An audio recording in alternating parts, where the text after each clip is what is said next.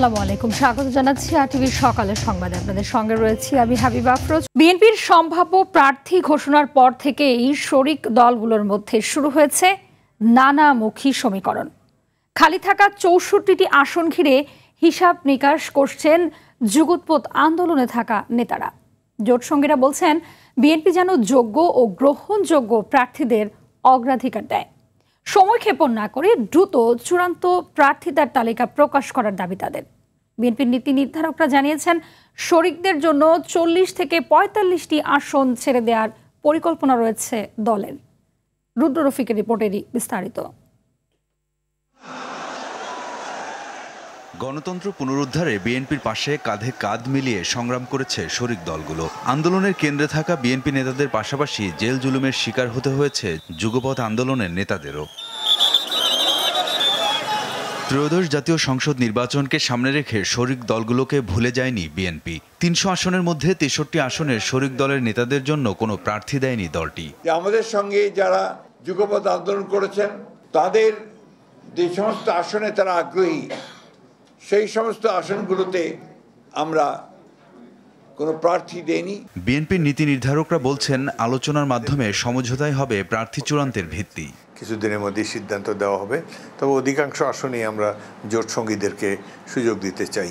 সংখ্যা এরকমই হবে, ৪০-৪৫-এর মতোই থাকবে। তো আশা করি নির্বাচনে মাঠে যোগ্যতম প্রার্থীকেই আমরা দিতে পারবো। জোটের নেতারা ইতোমধ্যে প্রার্থী তালিকা দিয়েছে, চলছে আলোচনা ও সমন্বয়। আমরা নিজেরা বসছি মঞ্চগতভাবে, বিএনপির শীর্ষ নেতৃবৃন্দের সাথেও মঞ্চের আলোচনা হবে, কথাবার্তা বলবো, এবং আমি বিশ্বাস করি যে আমরা আলাপ আলোচনা করে আমরা হয়তো একটা বোঝাপড়ার জায়গায় আমরা আসতে পারবো। বেশ কয়েকটা সিট অলরেডি জোটের পক্ষ থেকে কনফার্ম করা হয়েছে, কিছু সিট নিয়ে এখনো আলোচনা আছে। সো ফুল আলোচনাগুলো যখন শেষ হয়ে যাবে, কারণ এখনো কিন্তু দু একটা দলও আলোচনায় আছে জোটে আসতে চায়, তারা অরিজিনাল যুগপৎ আন্দোলনে ছিলেন না, কিন্তু তারা জোটবদ্ধ হতে চান। খুব শীঘ্রই আমরা আশাবাদী যে সব শেষ হয়ে জোটের ডিক্লারেশনগুলো চলে আসবে। কালক্ষেপণ না করে দ্রুত প্রার্থী তালিকা চূড়ান্ত করার তাগিদ জোটের নেতাদের। বা আমাদের অন্য প্রতিপক্ষরা তাদের কাজের যে গতি এবং যে বেগ, আর তার তুলনায় বিএনপি এবং আমরা মনে হয় অনেক শ্লথ গতিতে আছে।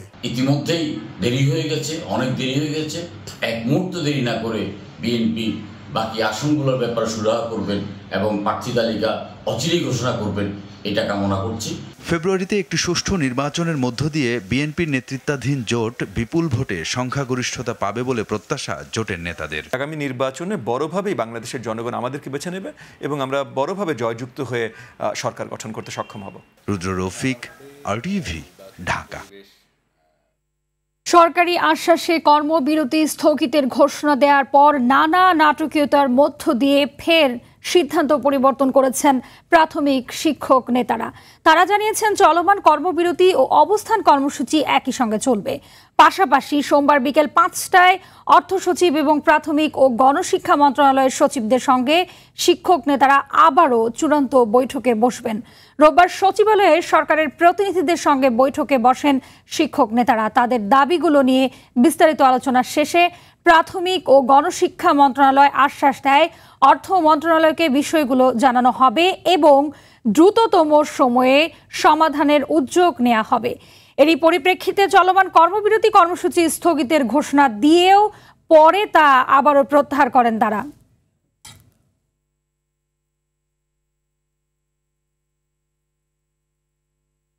দর্শক, এই মুহূর্তে কেন্দ্রীয় শহীদ মিনারে রয়েছেন সহকর্মী দীপ্ত চন্দ্রপাল। সরাসরি চলে যাচ্ছি সেখানে। দীপ্ত, জানাবেন যে শিক্ষকদের অবস্থান কর্মসূচি ও কর্মবিরতির সবশেষ কি তথ্য রয়েছে আপনার কাছে? আপনি যেমনটি বলছিলেন, এখানে কিন্তু যে স্কুলের শিক্ষকরা রয়েছে তারা কিন্তু তাদের যে কর্মবিরতি দ্বিতীয় দিনের মতো পালন করছে। গতকালকে সরকারের সঙ্গে বৈঠকের পরে কিছুক্ষণের জন্য কর্মবিরতি তুলে নেওয়া হলেও কিন্তু তারা আশানুরূপ আশ্বাস এবং প্রজ্ঞাপন না পাওয়ার কারণে এই কর্মবিরতি কিন্তু আবারও শুরু করেছে। এবং তারা যেটি বলছেন যে সরকারের শুধু আশ্বাস নয়, যদি প্রজ্ঞাপন জারি করা না হয় তাদের যে ৩ দফা দাবি, শ্রম গ্রেডে বেতন দেয়া সহ পদোন্নতি সহ যে ৩ দফা দাবি রয়েছে, সেই দাবি সম্পর্কে সম্পর্কে যদি তারা আসলে প্রজ্ঞাপন না পায় সেক্ষেত্রে তারা মাঠ ছেড়ে যাবে না এবং কর্মবিরতি থাকবেন এমনটি কিন্তু তারা জানিয়েছেন। শুধু এবং পাশাপাশি যারা শিক্ষক রয়েছে সারা দেশে তাদেরকে ঢাকায় আসার আহ্বান জানিয়েছে এবং কেন্দ্রীয় শহীদ মিনারে অবস্থান করার জন্য কিন্তু বলেছেন। এবং আরেকটু যদি বলি, আজকে বিকালে 5টার দিকে তাদের আবার সরকারি যে বৈঠক সেই বৈঠকে বসার কথা রয়েছে, যেখানে অর্থ মন্ত্রণালয় থেকে শিক্ষা সচিব থাকবেন এবং সেই বৈঠকে যদি ফল না আসে অর্থাৎ প্রজ্ঞাপন না আসে তারা মাঠ ছেড়ে যাবেন না এমনটি বলছেন। এবং তাদের এই কর্মবিরতিতে প্রায় যে 65,000-এরও বেশি প্রাথমিক বিদ্যালয় রয়েছে সেখানে কিন্তু পাঠদান কর্মসূচি বন্ধ রয়েছে এবং শিক্ষকরা বলছেন তাদেরকে যত দ্রুত প্রজ্ঞাপন দেওয়া হবে তারা অতিরিক্ত ক্লাস নিয়ে যে ক্ষতি হয়েছে সেটি পুষিয়ে দেবে। তো এই ছিল হাবিবা আমার কাছে কেন্দ্রীয় শহীদ মিনার থেকে। হাবিবা জি, ধন্যবাদ আপনাকে।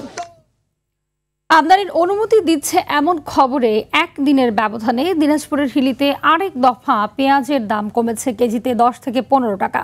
বর্তমানে প্রতি কেজি পেঁয়াজ বিক্রি হচ্ছে 80 থেকে 85 টাকায়, যা গতকাল পর্যন্ত ছিল 100 থেকে 110 টাকা পর্যন্ত। পেঁয়াজ আমদানি শুরু হলে দাম আরও কমবে বলছেন বিক্রেতারা। দর্শক, এ বিষয়ে আরো জানাতে সরাসরি যুক্ত হচ্ছেন সহকর্মী আব্দুল আজিজ। আজিজ, জানাবেন যে দাম কমায় ক্রেতাদের মধ্যে স্বস্তি ফিরেছে কিনা, এ বিষয়ে কি তথ্য রয়েছে আপনার কাছে?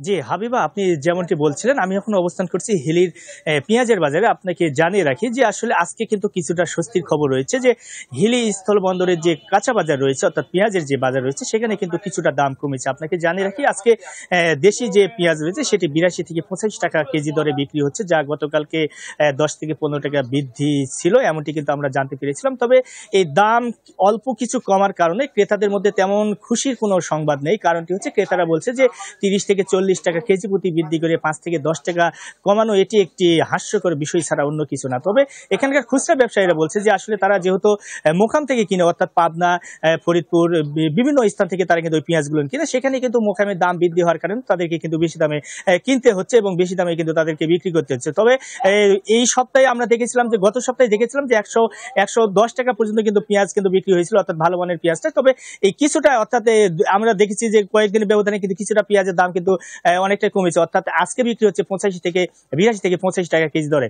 এতে কিন্তু এতে কিন্তু ক্রেতাদের মধ্যে কিছুটা স্বস্তি ফিরেছে। তবে আমদানিকারকরা বলছে যে দেশের বাজারে পেঁয়াজের দাম আরো স্বাভাবিক রাখতে হলে অবশ্যই ভারত থেকে পেঁয়াজ আমদানি করতে হবে, তাহলে কিন্তু বাজারে অনেকটা দাম কমে যাবে। আপনাকে জানিয়ে রাখি একটু বিষয় যে গত এই বছরে কিন্তু চলতি বছরে 14 আগস্ট থেকে 31 আগস্ট পর্যন্ত কিন্তু পেঁয়াজ আমদানি হয়েছিল। এরপর থেকে কিন্তু হিলি স্থল বন্দর দিয়ে পেঁয়াজ আমদানি কিন্তু একেবারে এই আজ অবধি কিন্তু এখন পর্যন্ত বন্ধ রয়েছে। তবে বাণিজ্য মন্ত্রণালয় থেকে বলা হয়েছে যে যদি পেঁয়াজের দাম আবারও ঊর্ধ্বমুখী হয় সেক্ষেত্রে কিন্তু বাণিজ্য মন্ত্রণালয় থেকে পেঁয়াজ আমদানির যে অনুমতি সেটি কিন্তু দেওয়া হবে। তবে এখন পর্যন্ত পেঁয়াজ আমদানি হয়নি বা হবে না এমনটি কিন্তু জানতে পেরেছি। তবে আমদানির একটি খবর কিন্তু আমরা জানতে পেরেছি, যার জন্য কিন্তু এই দামটি কিন্তু অনেকটাই কমে গেছে। তবে আমদানি যদি হয় সেক্ষেত্রে আরো দাম কমবে এবং ক্রেতাদের মধ্যে কিন্তু অনেকটাই স্বস্তি ফিরে আসবে। তো হাবিবা, এখন পর্যন্ত বাজার পরিস্থিতি নিয়ে এই ছিল আমার কাছে দিনাজপুরের হিলি থেকে সর্বশেষ পরিস্থিতি। জি, ধন্যবাদ আপনাকে। দিনাজপুরের হিলি স্থল বন্দর দিয়ে বেসরকারিভাবে আরও 1 লাখ মেট্রিক টন চাল আমদানির অনুমতি দিয়েছে সরকার। অনুমোদন পেয়েছে 222 আমদানিকারক। আগামী 30 নভেম্বর পর্যন্ত এসব চাল আমদানি করতে পারবেন আমদানিকারকরা। এর আগে বেসরকারিভাবে 5 লাখ টন চাল আমদানির অনুমতি দেওয়া হয়েছিল। এদিকে আমদানি অব্যাহত থাকায় পাইকারি মোকামে চালের দাম কিছুটা কমেছে। বর্তমানে মোটা জাতের চাল কেজি প্রতি 2 থেকে 3 টাকা কমে 46 থেকে 48 টাকা এবং চিকন জাতের চাল 3 থেকে 4 টাকা কমে 61 থেকে 62 টাকা কেজিতে বিক্রি হচ্ছে।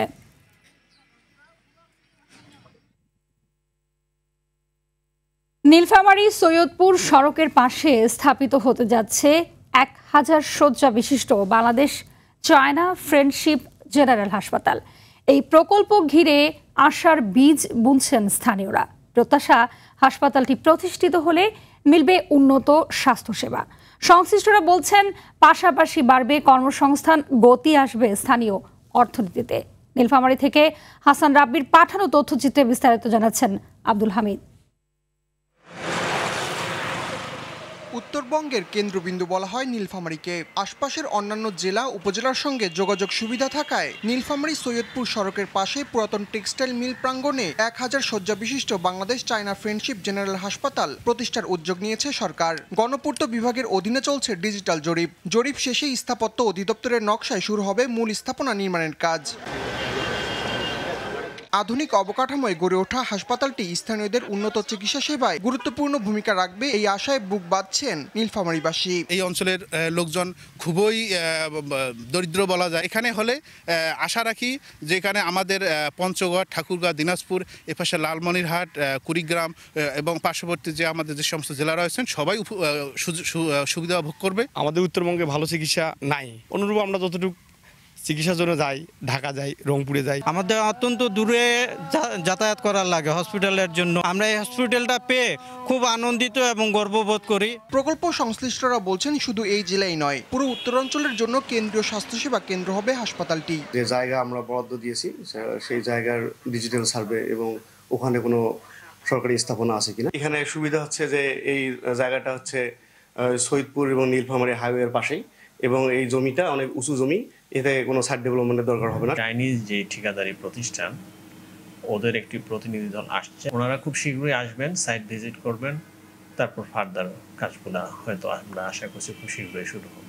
হাসপাতালটি প্রতিষ্ঠিত হলে দারিদ্রতা, বেকারত্ব সহ নানা সমস্যায় ধুঁকতে থাকা অঞ্চলটির স্বাস্থ্যসেবায় আনবে যুগান্তকারী পরিবর্তন। আধুনিক সরঞ্জাম, প্রশিক্ষিত জনবল এবং আন্তর্জাতিক মানের সেবা পেলে বিদেশ নির্ভরতা কমবে বলেও মনে করছেন সংশ্লিষ্টরা।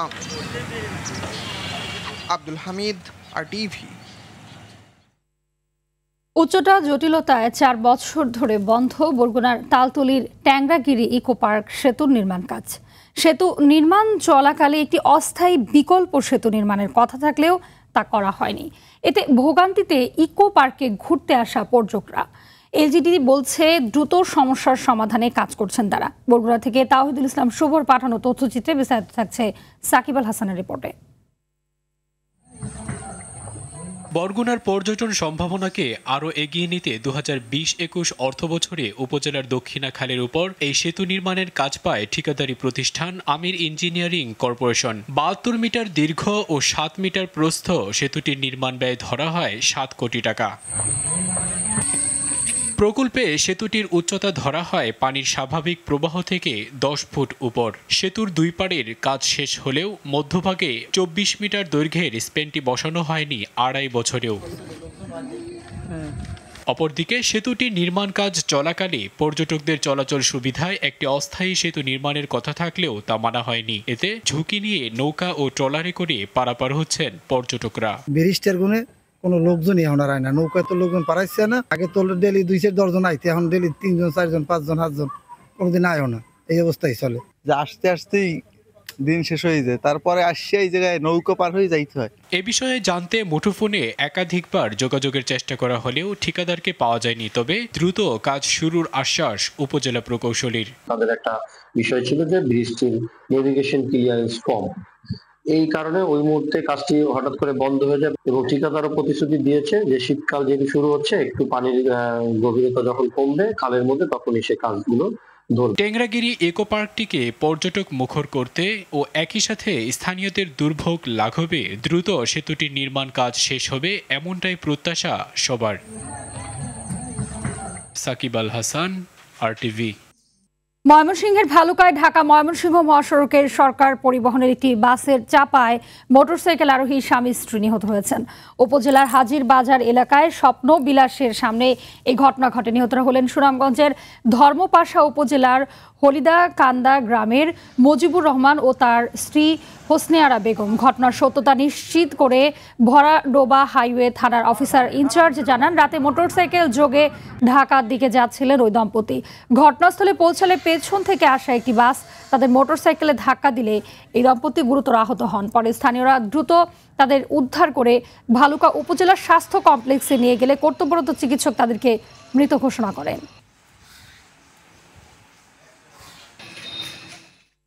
কুড়িগ্রামে ধীরে ধীরে তাপমাত্রা কমতে থাকায় বেড়েছে শীতের তীব্রতা। সকাল 6টায় জেলার সর্বনিম্ন তাপমাত্রা রেকর্ড করা হয় 18 ডিগ্রি সেলসিয়াস। সকালে ঘন কুয়াশায় ঢাকা পড়েছে রাস্তাঘাট সহ চারিদিক। হিমেল বাতাসে রাত থেকে সকাল পর্যন্ত ঠান্ডা অনুভূত হচ্ছে। এ অবস্থায় দুর্ভোগে পড়েছে শিশু ও বৃদ্ধ সহ শ্রমজীবী মানুষ। ঘন কুয়াশার কারণে সড়কে হেডলাইট জ্বালিয়ে যানবাহন চলাচল করছে। দিন দিন তাপমাত্রা কমে শীতের তীব্রতা বাড়তে থাকবে বলে জানিয়েছে কুড়িগ্রাম আবহাওয়া অফিস। ঢাকার ধামরাইয়ে একটি ইলেকট্রিক্স পণ্যের দোকানে আগুনে পুড়ে গেছে অন্তত 20 লাখ টাকার পণ্য।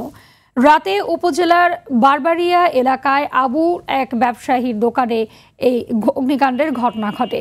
প্রায় আধা ঘন্টার চেষ্টায় আগুন নিয়ন্ত্রণে আনা হয়। প্রত্যক্ষদর্শীরা জানান, সন্ধ্যায় দোকান বন্ধ করে চলে যান ব্যবসায়ী। রাতে শাটারের নিচ দিয়ে ধোঁয়া দেখতে পান পথচারীরা। পরে শাটার ভেঙে আগুনের কুণ্ডলি দেখা যায়। প্রায় 30 মিনিট ধরে পানি ও বালু নিক্ষেপ করে আগুন নিয়ন্ত্রণে আনেন স্থানীয়রা। এতে ইলেকট্রিক্স পণ্য, নগদ টাকা, ফার্নিচার সহ বিভিন্ন জিনিসপত্র পুড়ে যায়। যে ওর দোকানের নিচে শাটারের নিচ দিয়ে অনেক আগুন হচ্ছে, দাও দাও করে জ্বলতেছে। আগুন প্রায় আধা ঘন্টার মতো আসছিল।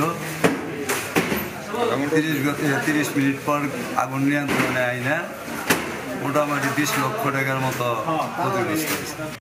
সকালের সংবাদ এ পর্যন্তই। মধ্যাহ্নের সংবাদ দুপুর 12টায় দেখার আমন্ত্রণ রইল। ধন্যবাদ সবাইকে।